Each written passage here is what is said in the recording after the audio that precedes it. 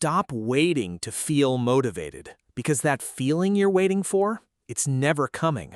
Not the way you think it will. Most people have motivation completely backwards. They sit around waiting to feel ready, waiting for the right mood, the right moment, the right version of themselves to finally show up. And while they're waiting, days pass, weeks pass, months pass, and nothing changes. The goal stays exactly where it was. The gap between where you are and where you want to be doesn't shrink. It grows. And slowly, quietly, you start to believe the problem is you. But it's not you. It's the lie your brain has been telling you this entire time. And today, we're exposing it completely.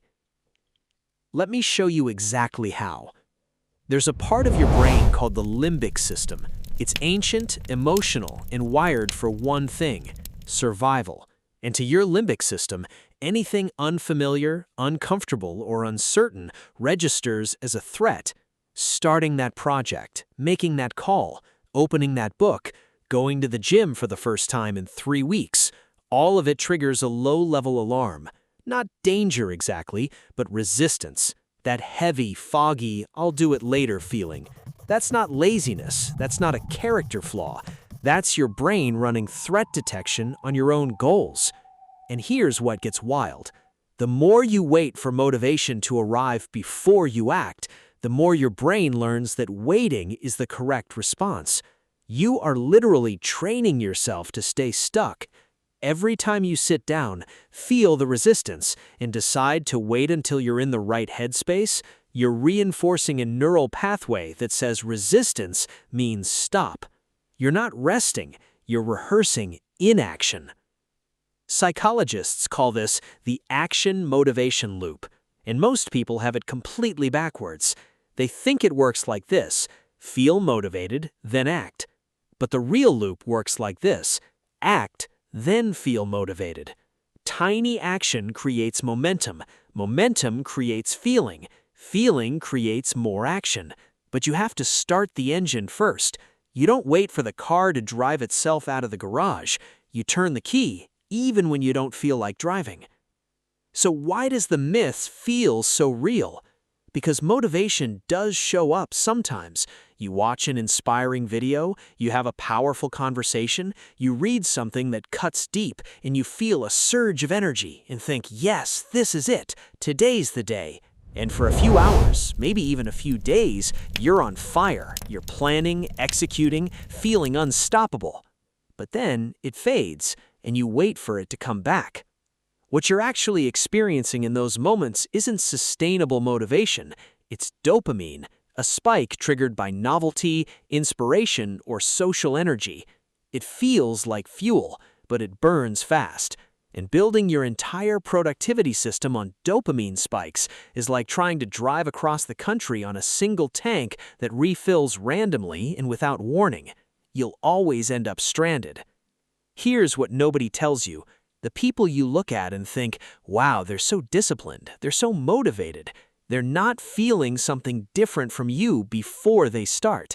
They've just stopped making the feeling a prerequisite. They've accepted that the discomfort at the beginning is part of the process, not a sign that something is wrong. They act anyway, and their brain rewards them for it every single time. They've discovered something researchers stumbled onto decades ago, something that changes everything once you understand it. It's called behavioral activation. The concept comes from cognitive behavioral therapy, originally designed to treat depression. Therapists noticed deeply unmotivated patients, people who genuinely could not find the energy or desire to do anything, would experience mood shifts not from thinking differently, but from doing something small, anything small. A short walk, making a cup of tea, folding laundry. The action itself restructured the brain state. Motivation showed up after the movement, not before it. Researchers called this the behavioral activation effect, and it doesn't just work for depression, it works for everyone, every time. Think about the last time you cleaned your room when you really didn't want to. You started slow, maybe even annoyed, but remember what happened about halfway through? Something shifted. You got a little faster, a little more focused. You started noticing other things to fix.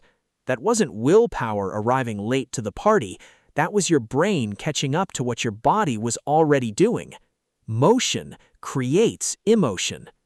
Your brain doesn't lead, it follows. And once you internalize that, you stop being a prisoner of how you feel in the morning.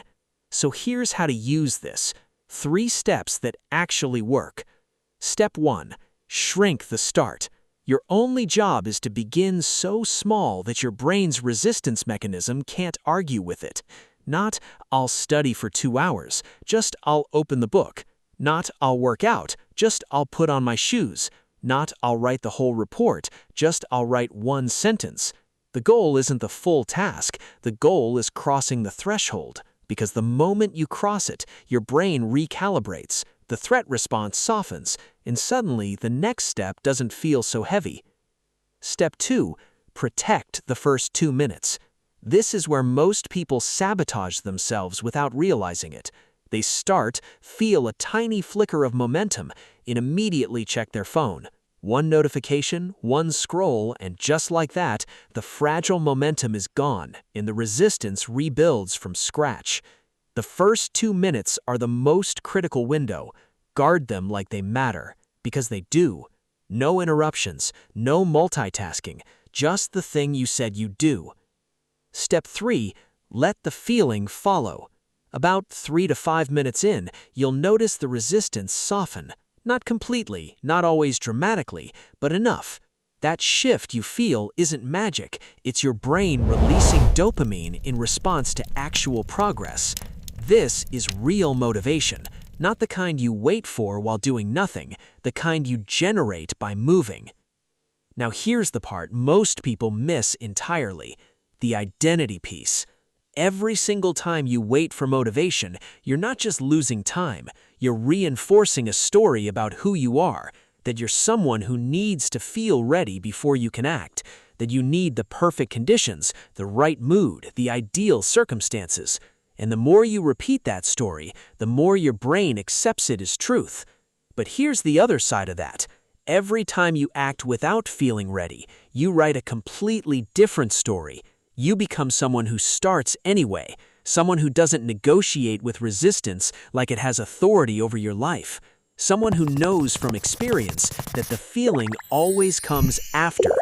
And your brain is incredibly good at becoming whoever you keep telling it you are. The students who outperform everyone else aren't more talented.